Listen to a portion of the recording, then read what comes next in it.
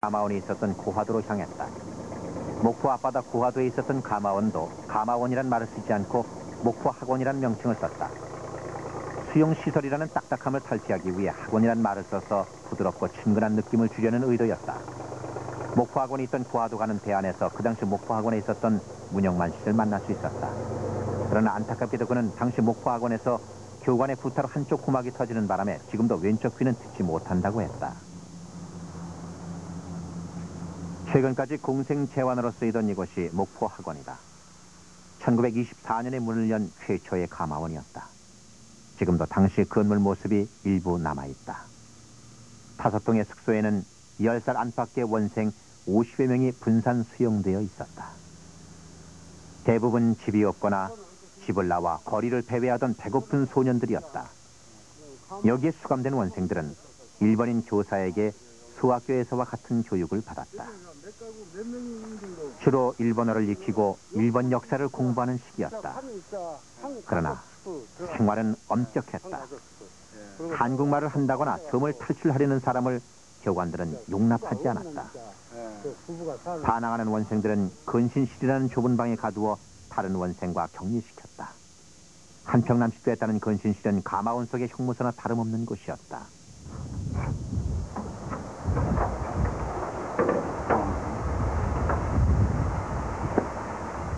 지금 남아있는 이 창고 건물이 규모는 다르지만 근신실과 비슷한 모양이었다. 바로 이런 시설에서 소년들을 감화시키는 훈련이 혹독하게 이루어졌던 것이다.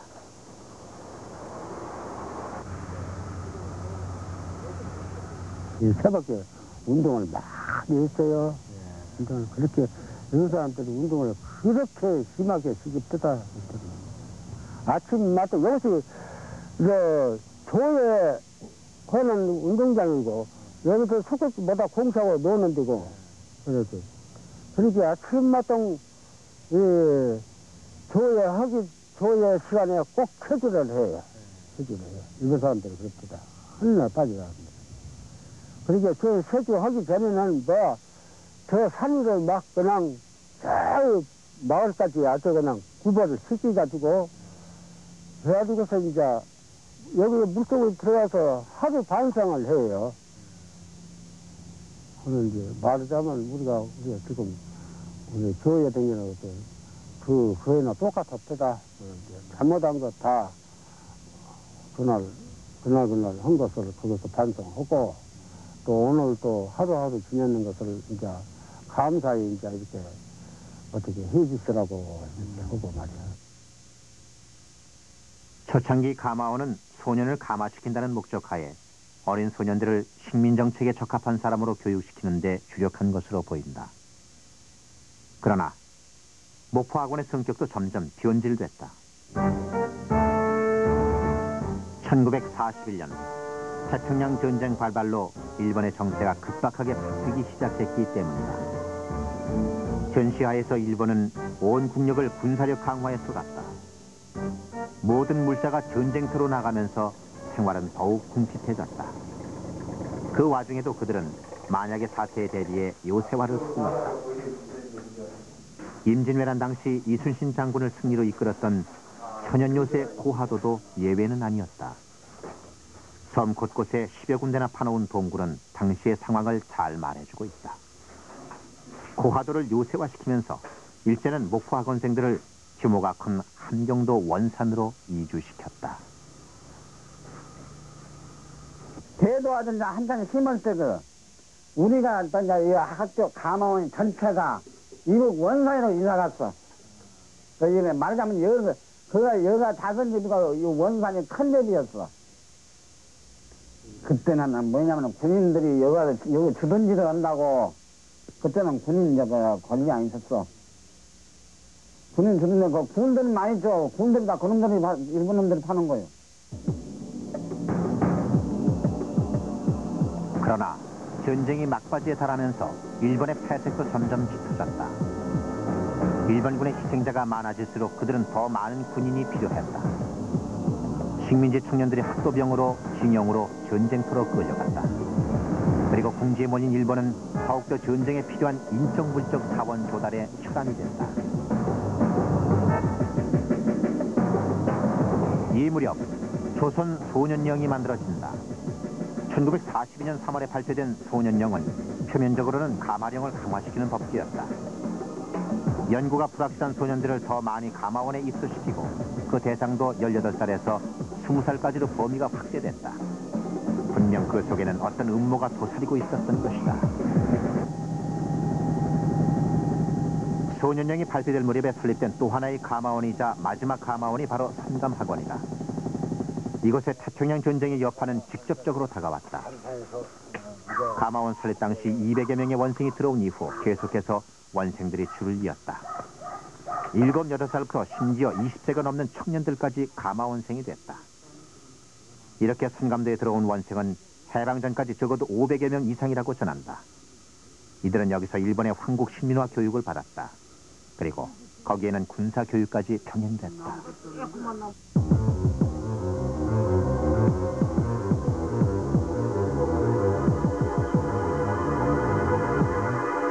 やっぱり、公民化教育という、言葉になるんだけども、日本人にすると、韓国人を日本人にして日本軍隊の兵隊さん軍人にするというようなところにどうもあったような気がする。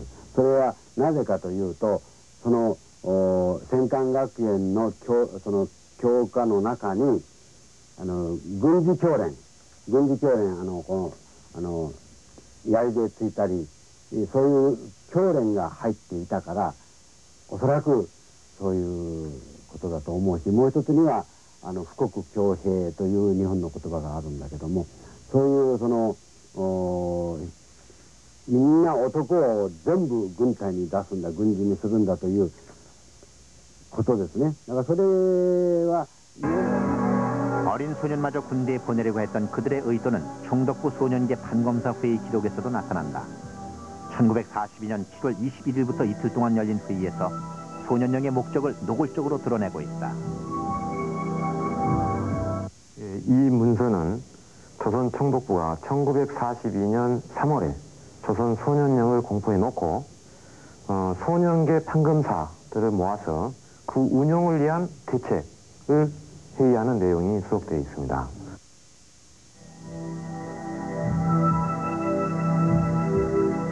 회의 첫날, 그들은 소년령의 본래 뜻을 한 번 더 환기시키고 있다.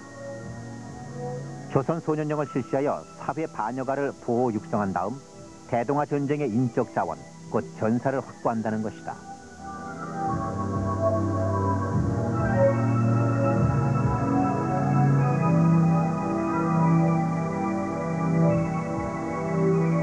중일 전쟁 이후 소년 항공병이나 소년공들의 중요한 활약상을 깨달은 일본은 우리 소년들도 소년 항공병이나 소년공으로 키우려는 속셈이었다.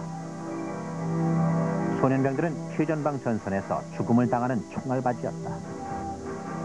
그들은 그것을 어린 소년들에게도 요구했던 것이다.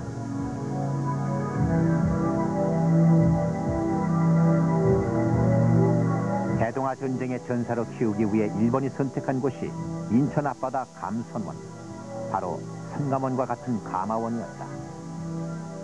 그래서 이튿날 선감학원 후지 교과장은 비상전시 체제 하에서 가마원의 운영 방법에 대해 강연하도록 돼 있었다.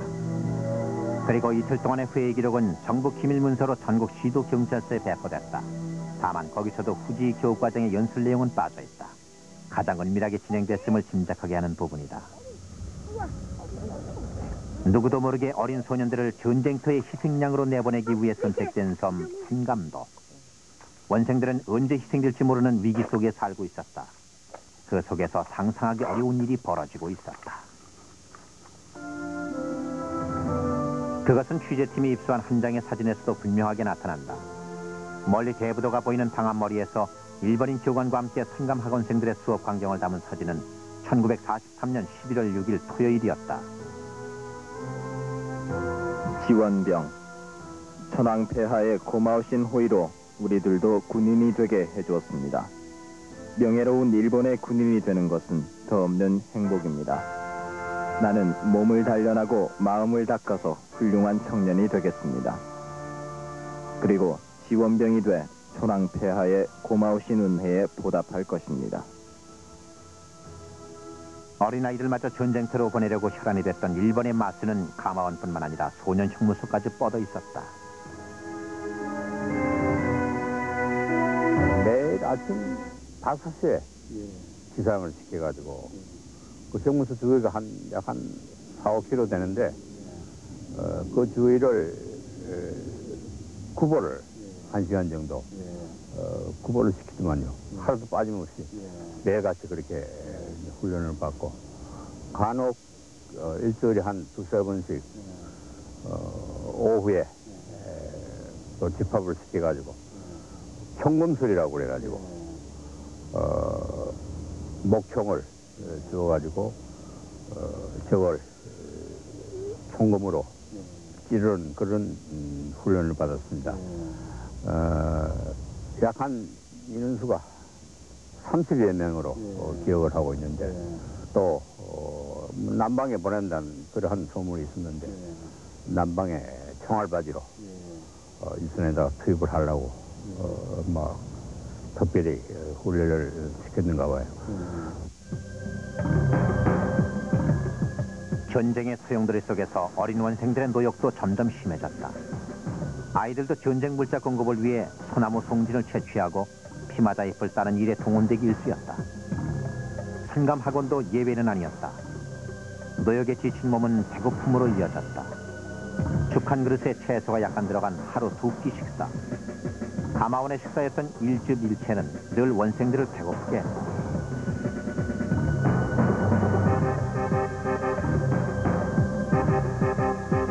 그러나 전투 식량을 비축하기 위해 소년들은 더 많은 노역에 동원됐다. 이런 배고픔과 노역의 이중고는 원생들을 극단적으로 내몰았다. 애들이 배가 고프니까 물론 풀뿌리도 먹고서 이제 잘못해서 죽어오는 경우도 있지만 특히 곡식, 볼이라든가 벼, 또 이 예전 때 그 비행기 기름 조달하기 위해서 이제 피마자, 그걸 무지하게 심었거든요. 그런 거 그냥 생으로 따서 그냥 막 먹고 보리 같은 것도 이게 알맹이 나오고 하는 게 아니라 손으로 비벼가지고 꺼럭만 떨어지면 그냥 입에다 대고 그냥 소가 먹는 거 마찬가지예요. 뭐. 그 사람이 그거를 패껏 먹으니까 그 살이 안 날 수 없어요. 그래서 체에서 많이 죽었다고 아버님 말씀해 주셨어요. 그 당시 이제 아이들이 이제 너무 기아 상태 이제 허덕이다 보니까 이제 많이 육지로 이제 도망을 이제 갔거든요. 이게 도망가다가 이제 익사를 많이 했는데 그 익사하는 것도 이제 이쪽에서 이제 처치골로 하다 보니까 익사를 갖다가 방지하기 위해서 그 옷에다가 그 선자를 갖다 반드시 이렇게 그렸어요. 선자를 갖다 찍었어요. 선감도는 선자를 갖다 이렇게 둥그렇게 찍고 그리고 이제 그 아동은 누가 봐든지 선감 전문가 가마원에 있는 아동이다 하는 것을 표시하기 위한 거 하고 그리고 밤에는 이제 옷을 이제 벗겨가지고 반장이 옷을 벗겨가지고 그 옷을 숫자 씌어가지고 선생님 댁에 갖다 놓고 자기도 빨가벗고 그리고 자기 숙소로다가 이제 가고 아침에 다시 빨가벗고 나와가지고서 자기가 옷을 가져가서 입히고 근데 그렇게 이제 많이 했습니다. 그렇게 한 게 그렇게 했죠. 그 당시는. 그리움에도 빨가벗고도 다 이제 도망을 갔으니까.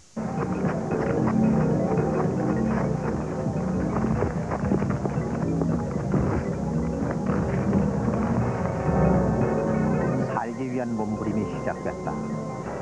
지원병이 드는 두려움과 심한 노역, 배고픔에서 벗어나는 길은 선감도를 떠나는 방법뿐이었다.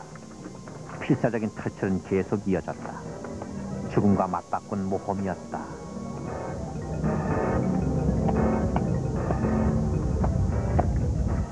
몇 시쯤 되면은 물이 빠지고 몇 시쯤 되면은 물이 들어온다.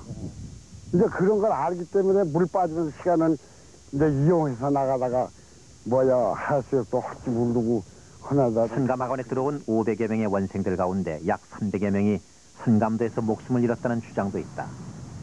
섬을 벗어나기 위해 원생들은 바다로 갔다. 선감도에서 가장 가까운 육지 마산포는 한숨에 헤엄쳐 닿을 수 있을 것처럼 가까웠다. 그러나 이 바다를 건너다 익사하는 원생은 부지기수였다. 시체 끌어온 쪽인데 거기서 가서 이거 시체 있는 데 가서 발견하면 시체를 들여다 배에다 얹고 이렇게 조그만 배를 이렇게 노져서 노라 그리는 거 있어요. 노져서 이제 여기 와서 저기다 뿌려놓고 애들들은 이제 가마떼기 담가 이렇게 이제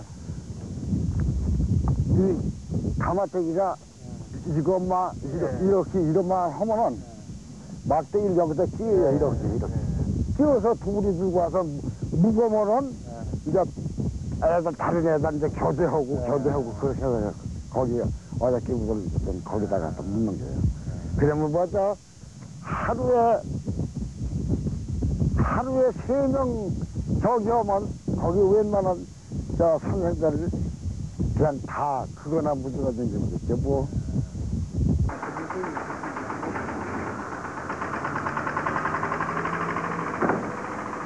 죽음과 맞바꿀 만큼 절실했지만 탈출은 대부분 실패로 끝났다. 그러나 실패하는 날에는 가혹한 형벌이 기다리고 있었다. 일본 순사가 간수로 감시하는 상감학원 원장집 지하실이었다. 수많은 아이들이 끌려와 고초를 겪었던 곳이 지금도 그대로 남아있다. 여기는 이제 창고. 여기는 그때 당시에 그 아이들이 여기가 살기 어렵고 뭐 먹는 것이 부시려고 하니까 뭐 도망을 갔다가 붙여 변한 아이들도 있고. 근데 거기에서 여기에서 이제 아주 이 창고를 남겨놓고서 이미